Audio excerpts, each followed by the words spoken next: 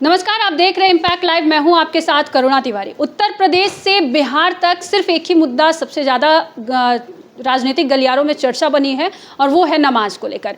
एक बार फिर से बिहार के बीजेपी नेता जो हैं नीरज कुमार बबलू, इन्होंने बयान दे दिया है कि जो नमाज है वो सड़क पर नहीं पढ़ी जाए, उसे जाकर आप मस्जिद या कब्रिस्तान में पढ़ें।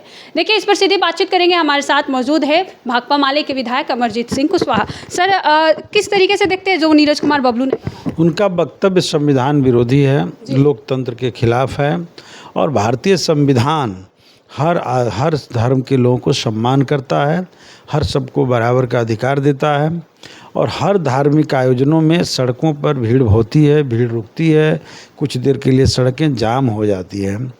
लेकिन किसी भी धर्म के बारे में उन लोगों ने ऐसा नहीं कहा कि भाई आप भीड़ मत लगाइए।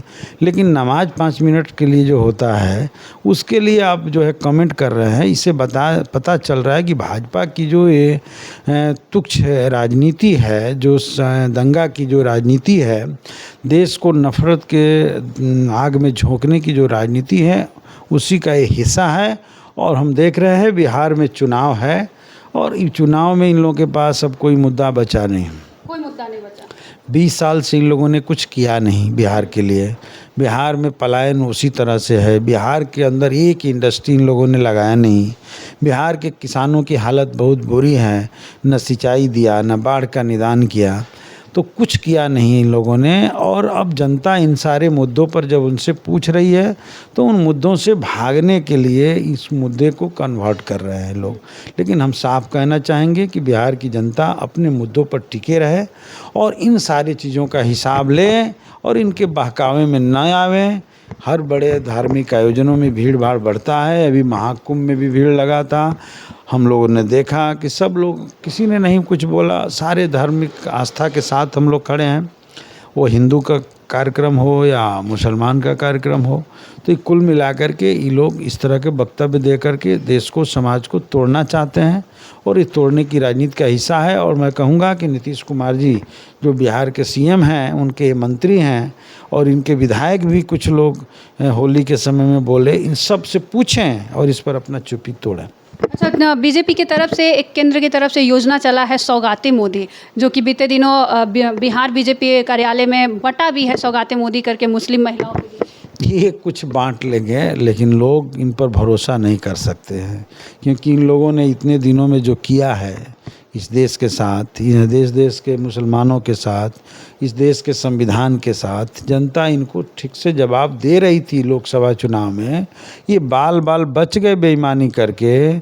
और हम समझ रहे हैं कि इन लोगों ने तो बहुत कुछ कहा था कि महंगाई ख़त्म कर देंगे, 2 करोड़ लोगों को नौकरी देंगे, 15-15 लाख खाते में देंगे। ये सब बात इन लोगों ने कहा था। ये कोई नई बात तो है नहीं।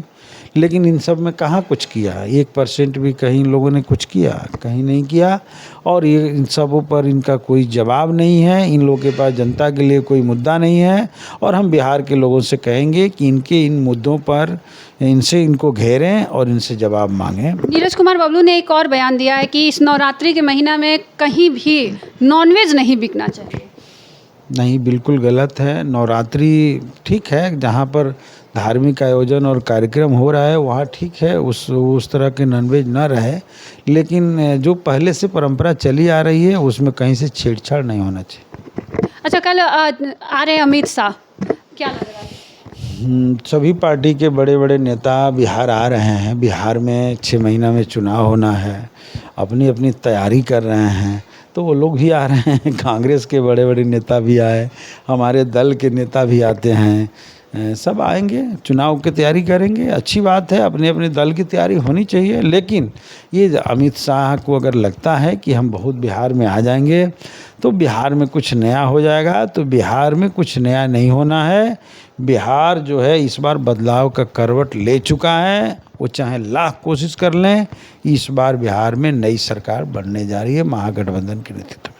महागठबंधन का एक समीकरण है एमओआई, जिसमें एम तो फिलहाल बीजेपी पूरी तोड़ने की कोशिश कर रही है, जो सौगाते एम तो 7 जन्म में बीजेपी नहीं तोड़ पाएगी। नीतीश जी जो इतना कहते हैं वो नहीं तोड़ पाए।